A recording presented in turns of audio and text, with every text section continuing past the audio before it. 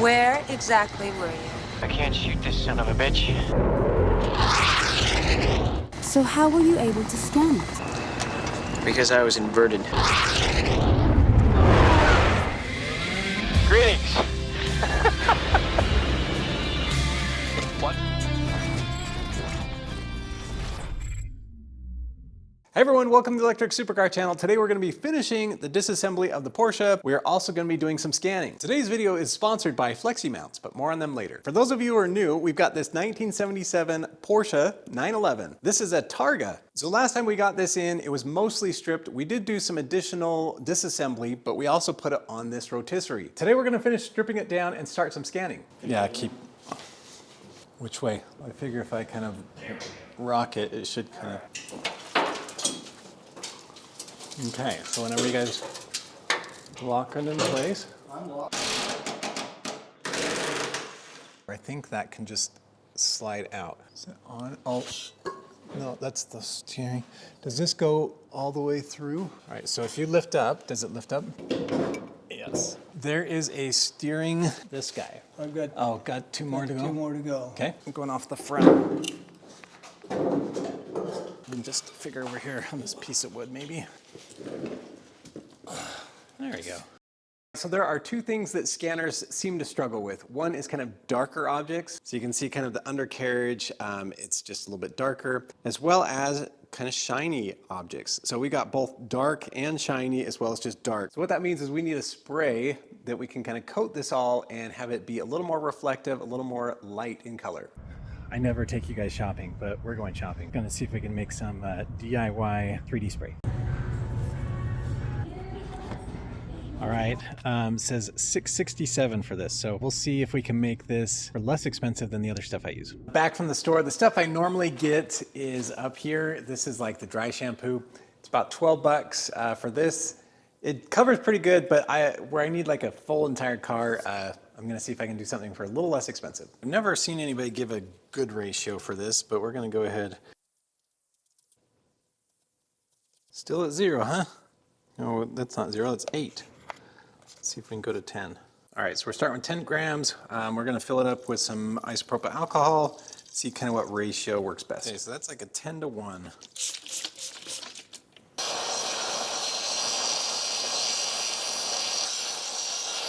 All right, not bad, not bad. This is 5 to 1.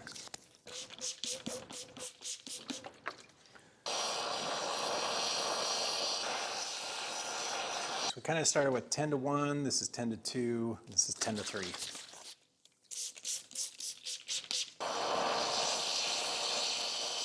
All right, so optically, you can kind of just tell that, yeah, there's spray there, spray there, spray there. I don't see a ton of difference for using 3 times as much versus like 1, but it's not what the eye can see, it's what the scanner can see.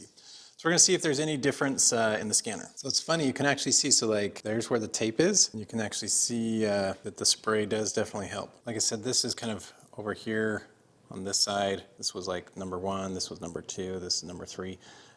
In like below here, you can see that's like where the spray didn't get, same thing here. So I think as long as we spray, I think we can go ahead and use the 10 to 1.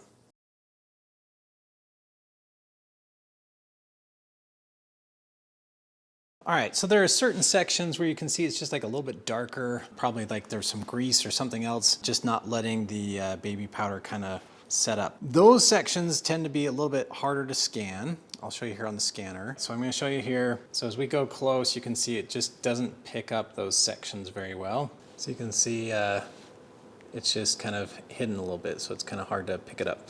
So we're going to go ahead and spray it and show you the difference. So you can see it's almost like spray paint. I mean, it really gets it pretty white. But yeah, that's like very nice, complete scan.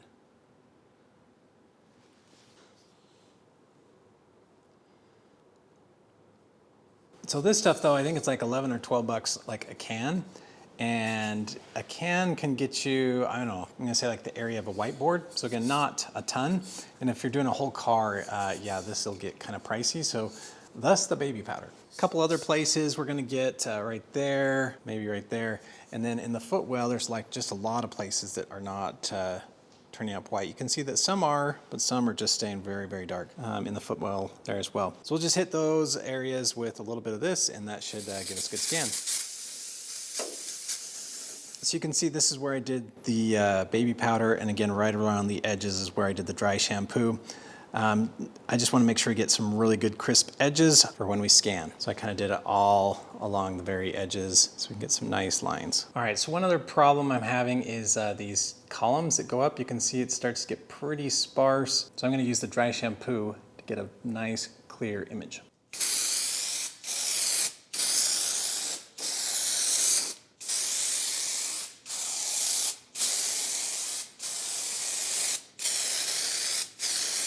All right, you can see we get a much cleaner image with the spray. So we're gonna go ahead and do this one now.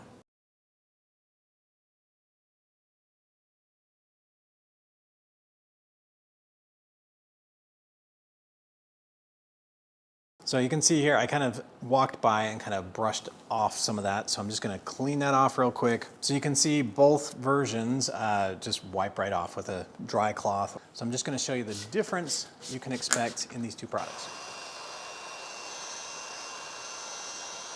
And for good measure, we'll just do it one more time.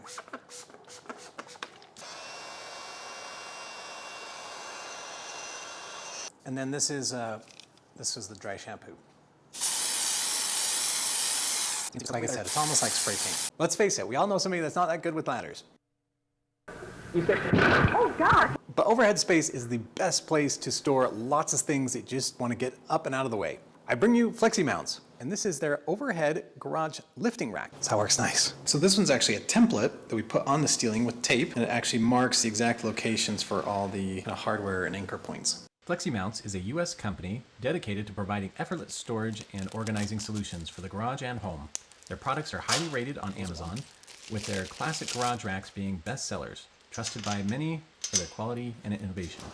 So this works with joist spacings of 12, 16, or even 24 inches. So this removes the need for ladders to get things up and down out of the way. So this system can lift up to 300 pounds. This rack can easily be raised or lowered with a hand crank, or you can even use your power drill. So one revolution does go up incrementally kind of slow, but that's actually nice because the gearing means you can put really heavy things on.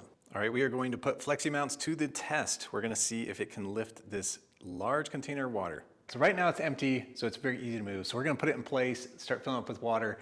If this is all the way full, it's over 400 pounds. We're gonna maybe have it like 3/4 full. So on the side, it actually has kind of the gallons. So we're gonna go right around 40 gallons. That should be close to the 300 pounds. So we put it on the rack. We are going to fill it up with some water and raise it up. Oh, you probably can't see, but we are filling up. Hose doesn't want to stay in, but we're filling this up. Want to get it to close to 3/4 full. So now we're ready to go. So we've got the water in there. We'll go ahead and raise it up.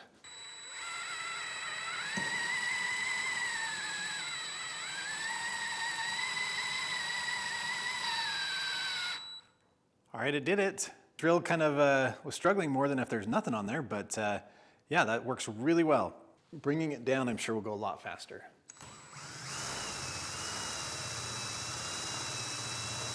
So if you're looking for a neat, tidy garage or some places to store some extra things, I'll leave a link in the video description below.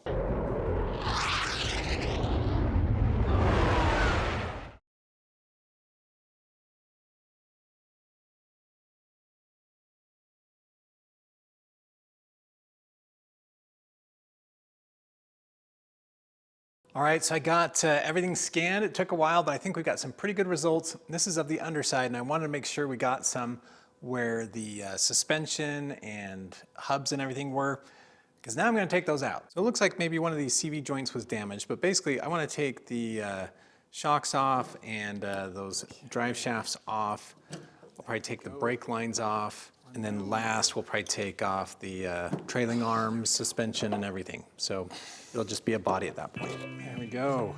All right, those brake lines are off.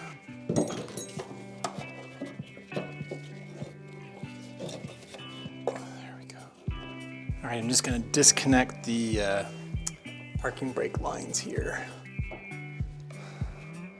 Let's get that guy.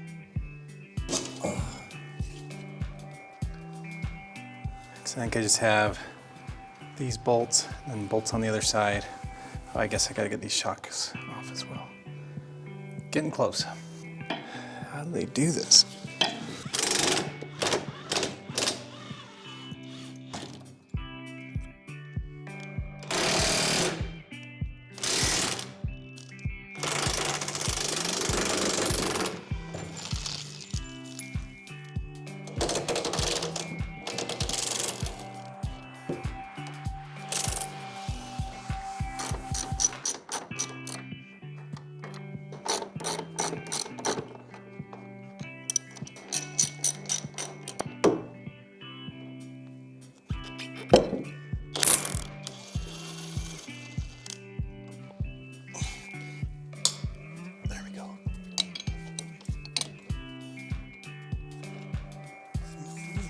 Shoot, one more.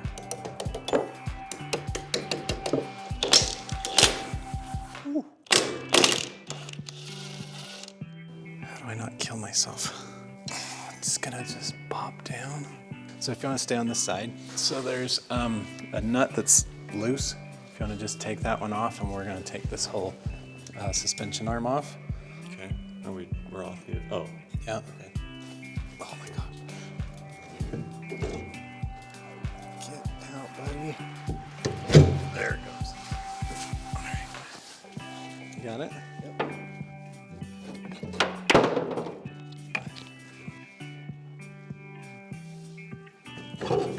Huh. I wonder if that's what this is for. Come on. There we go. All right, so there's like an access cover here.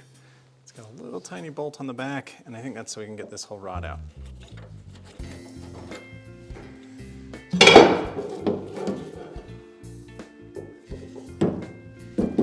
This side should go a lot easier because we know what we're doing. There we go.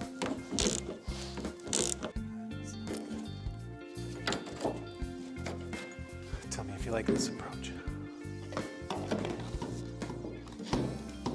Because it's like not wanting to budge over there. Man alive.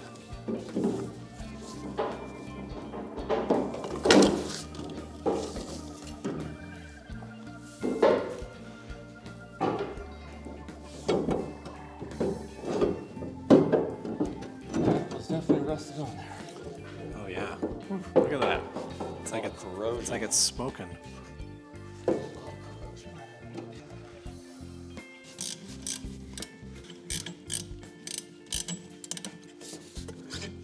All right, I think I've got pretty much everything out of here. There's maybe a brake line poking through, so that's probably about it though. So there's just a couple more bolts holding on some screws, or holding on some wires and connectors.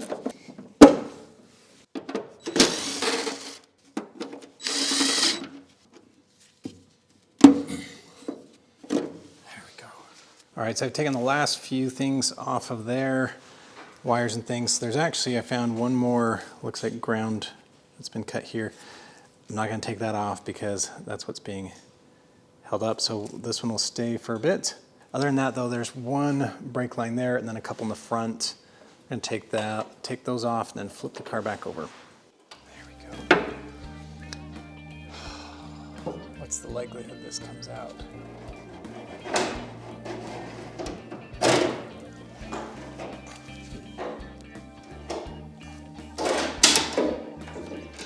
Boom. Okay, just gotta get unlocked. Okay, which way do you want to go? So much easier.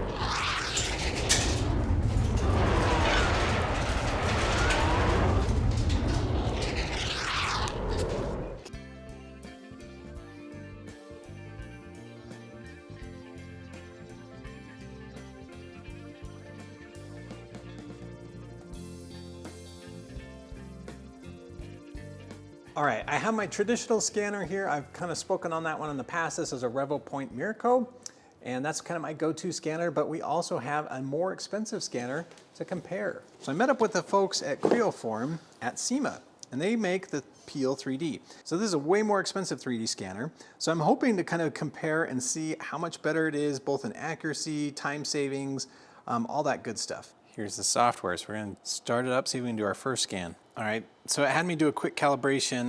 We're going to just start with something like a tool, just get used to the features and function. All right, so this is what we've got here. It does struggle with some of the black surfaces, which is common for a lot of 3D scanners. So I'll see if there's some settings. Otherwise, we can always use our scanning spray. So here is kind of the final version. I'm actually going to show the differences between this one and the one that I'm used to. So kind of the one that I'm used to is a go-to. This is the Revopoint. We're going to see how that one does with the same object.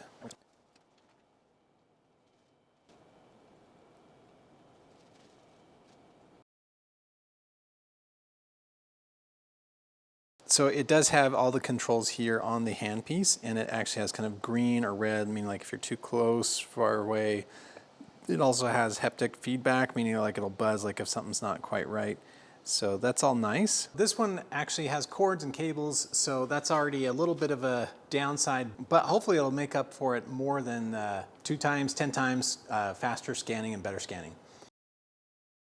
All right, I probably didn't show a lot of the scanning with the new scanner. It's just me kind of holding it and waving it around. But now that I've done a significant amount of scanning, let me tell you what I think some of the main differences are between, I'll call it a budget scanner and this high-end scanner. All right, one is the cord, right? You've got to have a cord, you've got to have a laptop, and you have to have a powerful laptop. Mine is pretty good, but even mine kind of gets close to maxing out the GPU, not the CPU, but the GPU. So you have to have a lot of graphics processing as well as just processing power for this type of scanner. So basically I was able to do kind of, I'll call it, I don't know, if you break the car up into 6 sections, I was probably able to do a 6th before I'd start to run out of kind of graphics processing power. So then I would kind of save my progress and then start a new scan on another section. I'll probably have to do some screen recordings, but when you're using this, you can kind of go pretty quick and it does not lose its place very easily. So the budget-friendly one, you kind of have to move quite slowly just to make sure you don't lose track, but it is nice that you don't have any cords. And it is also nice that you don't have to worry about, I'll call it processing power. It's all kind of built in. So I'm gonna show you here on this one, there's just a play button on here that starts the scan after we've got the software all set up. I'm just gonna do this section right here to kind of show you how quickly this goes and kind of some of the things it can do. So just that quick, we can get some good images. The handpiece here actually has like a red indicator, a blue indicator, or a green indicator if you're kind of too close, too far. That way you don't have to constantly look at the laptop screen. But on the laptop screen here, you can see just that quick, we get really good resolution. And you can see we can move pretty quick and it doesn't have any trouble with tracking. All right, so it does have this rewind feature. So this, what's highlighted in red shows you that's kind of the last few seconds. So you can kind of go further back and that shows you kind of what sections you would delete or keep. So that's like we're keeping everything. So after you're done scanning, it's got lots of other tools you can use. So this is one where if you had it like on a surface, you can actually delete the whole surface. This one we don't have a surface, so we're just gonna say, never mind. Yeah, so like that's removing the background.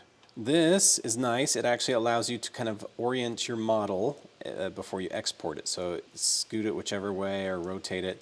So as you export it, it can have somewhat orthogonal planes. The improve, I didn't do a lot with this, but this has tons of features over here. So you can delete things. So this will clean your mesh. So you can see it just gets rid of some of the extra triangles and things. You can decimate, you can fill holes. So this is an edit boundary. So a lot of times I'm doing a hole and it's just got jagged edges. So for example, like this. And so you just select that and it makes it nice and smooth instead of jagged. And get rid of all the local spikes. So this shows you all the holes. And so for example, like over here, these aren't really holes. So we're gonna say fill that one, fill that one, fill that one. So again, it does a really good job. And then export, you can save your session and you can also export the mesh so you can further edit in CAD or use it in CAD. Okay, so now I'm gonna show you the budget version. We're gonna do the same spot. What I've learned is you gotta go a little bit slower and this one has a tendency to, I'll say, get lost if you're not careful.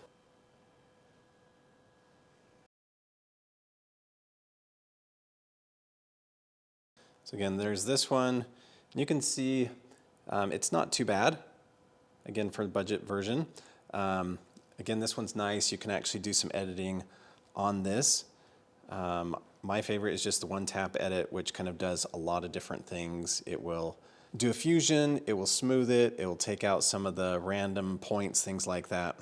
Again, it just kind of smooths it, it fills in small holes, things like that. But sometimes it'll fill in holes that you don't want filled in, meaning like there's really holes here and they're no longer here. But in general, it's quite good. So I could see for a business that was doing some scanning and some high-end things for clients that a really nice scanner with some good software would be well worth the investment. So I would say the high-end scanner kind of kept its place. I'm gonna say in X, Y, and Z, meaning I could scan one area, scan over there, come back, and basically if I did a loop, like say around the windshield area, I'd come back and it would like meet up exactly. The budget scanner, that's where it probably has its biggest challenge, is if I do a long area, like if I started at the front end of the car here, went all the way to the back, like around and back over here to the front, it would likely be off by like 6 inches or something. That's just because like each little thing, if it's off by like ½ degree or something, over a long distance, that really adds up and you can be off quite a bit. So I think that's one of the biggest differences between the budget scanner and the professional scanner. I'm gonna see if I can show you what I mean. I'm gonna start kind of at this front corner here, go all the way around kind of this front area, and I'll show you if like how it kind of can mismatch. Quick pause.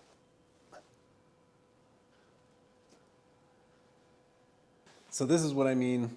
I'll probably put a screenshot of this on here, but basically that's kind of one edge, and that's the front, that's the edge we started with, went all the way around, and this is the edge we ended with. And you can see they just do not line up.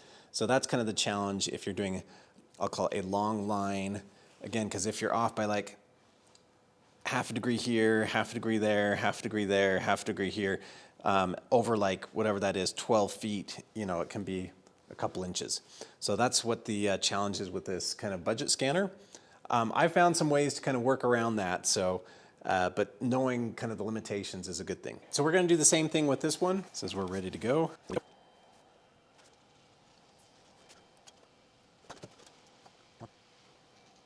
All right, let me show you the results. Scanned all the way over here, came back, and it matched up perfectly. So again, I think that's the difference in the scanners, is that this one tends to hold its position really well, kind of in all coordinate planes. All right, so with that, we've got some great scans. I've got kind of a full budget scan. I've also got a full high-end scan.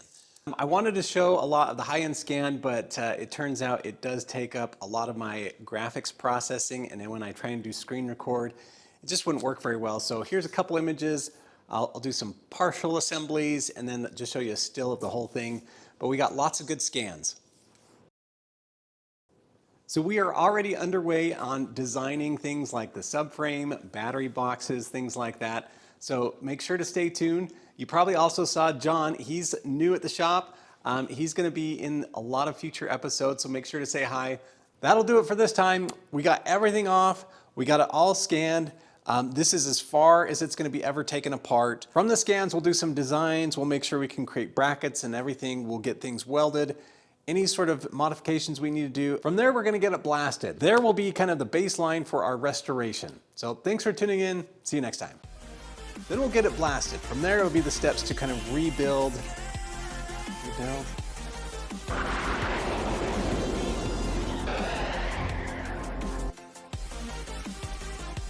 Oh.